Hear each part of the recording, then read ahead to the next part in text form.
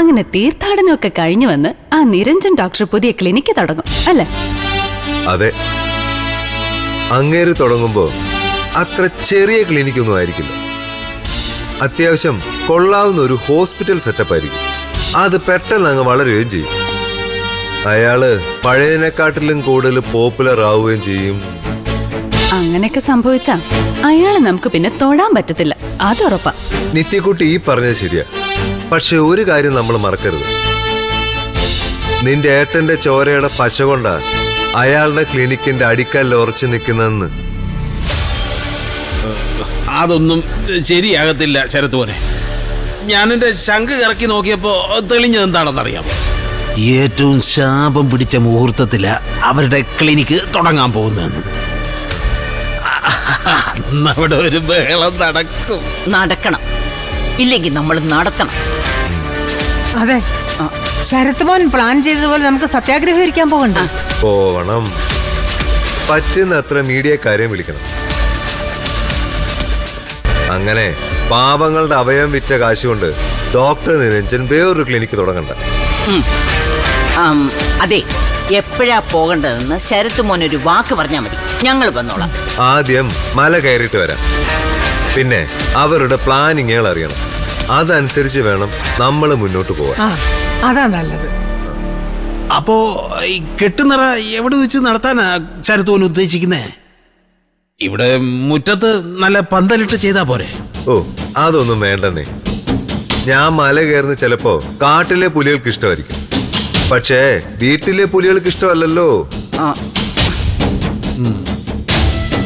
അപ്പോ പിന്നെ അവരുടെ മുന്നിൽ വെച്ച് കെട്ടി നിറച്ച് ദക്ഷിണയും കൊടുത്ത് വെറുതെ അതിന്റെ കാര്യമൊന്നുമില്ല.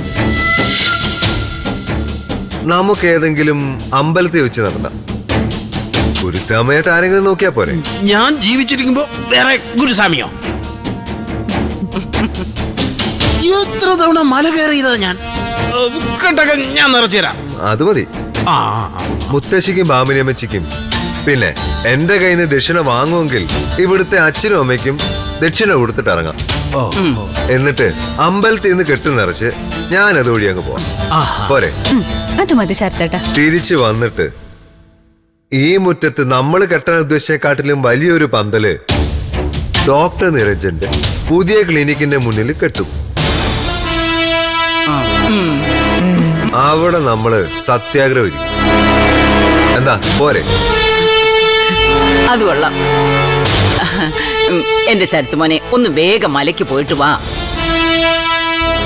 കെട്ടുനിറയോടനുബന്ധിച്ച് വേണമെങ്കിൽ ഒരു പൂജ ഇവിടെ നടത്താമായിരുന്നു. എന്ത് പൂജയാണെന്ന് വെച്ചാ സോമനച്ഛൻ നടത്ത്.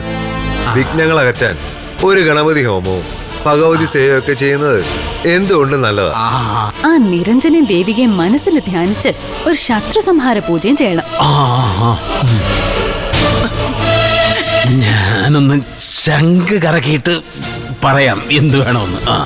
എന്തായാലും ഈ സത്യാഗ്രഹം പൊളിക്ക് നിത്യക്കുട്ടി. ഇതോടെ നിരഞ്ജന്റെ ക്ലിനിക്ക് എന്ന സ്വപ്നത്തിന് പൂട്ടുവീഴുക മാത്രമല്ല, ഒരിക്കലും തുറക്കാത്ത പൂട്ടോട് കൂടിയ നല്ല ഒന്നാന്തരം ഒരു സെല്ല്. അല്ലല്ല, 2 സെല്ല്. ദേവിയയ്ക്ക് വേണ്ടി, നിരഞ്ജന് വേണ്ടി. ജയിലിൽ അങ്ങനെ കാത്തു കിടക്കും. ദേവികയെ ചിലപ്പോ അവിടുന്ന് ഭ്രാന്ത് ആശുപത്രിയിൽ മാറ്റിയെന്നും വരും. അത് വേണം. അവളെ ആ ഭ്രാന്താശുപത്രി കിടക്കുമ്പോ നമുക്ക് എല്ലാവർക്കും കൂടി ഒന്ന് കാണാൻ പോണം. ഈ മുത്തശ്ശിയുടെ ഒരു ആഗ്രഹങ്ങളെ